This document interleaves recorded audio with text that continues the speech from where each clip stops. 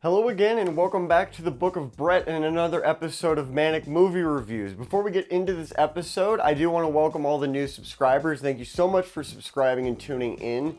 If you are not subscribed to the channel yet, please consider doing so by hitting the subscribe button. And if you end up liking the video, hit the like button as well. But today we are going to be reviewing 2021's The Ice Road, starring Liam Neeson, Laurence Fishburn, Midthunder, Benjamin Walker.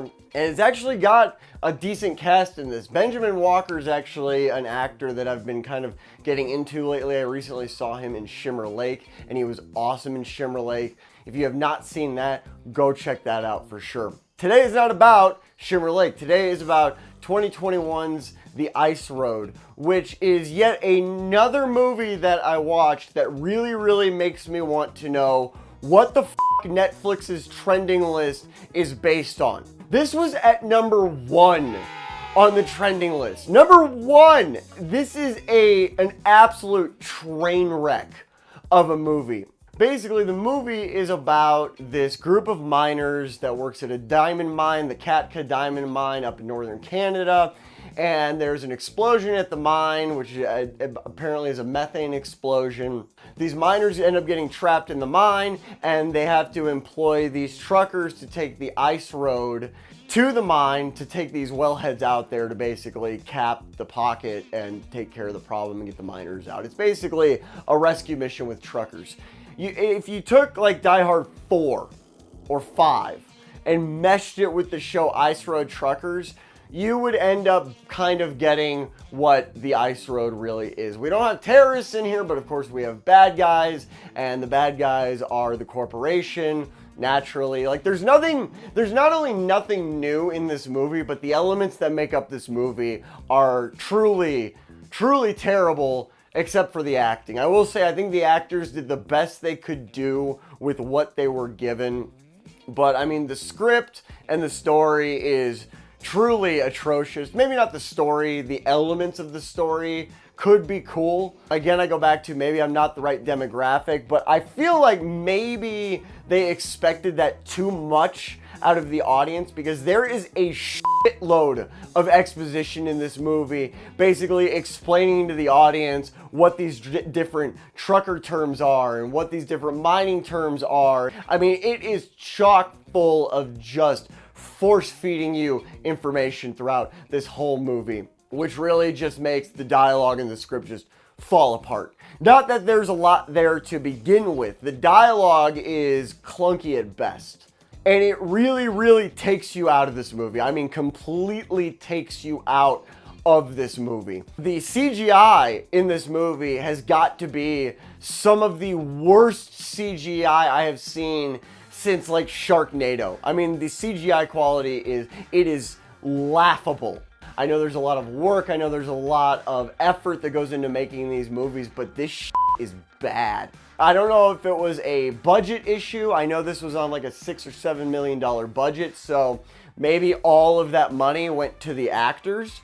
But again, good acting can only do so much. When the story isn't there, when the dialogue isn't there, when everything we're seeing on screen just isn't there, and it could have been there. Like the CGI in particular, if you're going to rely so heavily on the CGI, don't make it look like it was done on a cheap sci-fi show or sci-fi made-for-TV movie like Sharknado. And all of this really brings me around to, I think, what the real theme of this episode is, which is, what the fuck is Netflix's trending list based on? I mean, are there really this many? This is the same issue I had with No Escape Room. I just don't understand how these movies not only make it to the trending list in general, but how they make it to the top of the trending list. And this is a Netflix original. And I feel like every time I see something on the Netflix trending list, or at least the vast majority of the time, it's a Netflix original. It's something new from Netflix that's just being pushed out there. I almost feel like we have the issue that we had with so many video games years ago, which is where you have reviewers getting paid to review a game well, even though it's not a good game, and because they're being paid by the companies. In this case, it's Netflix flooding their own shitty originals into the trending list. That's what it feels like to me. And it's really irritating because, I mean, obviously it's not all the time. Like Training Day was a review I did recently, and that was on the trending list. And so it's not like all of Netflix's originals are making it onto the trending list. When I see something this bad and this niche and a Netflix original on the Netflix trending list, again, not even on the list, but the top of the list, when I see this, I can't help but call bullshit on Netflix's trending list. I'm calling bullshit on your trending list, Netflix. The actors do fill their roles well, but everything that surrounds what's going on with these characters is just shit.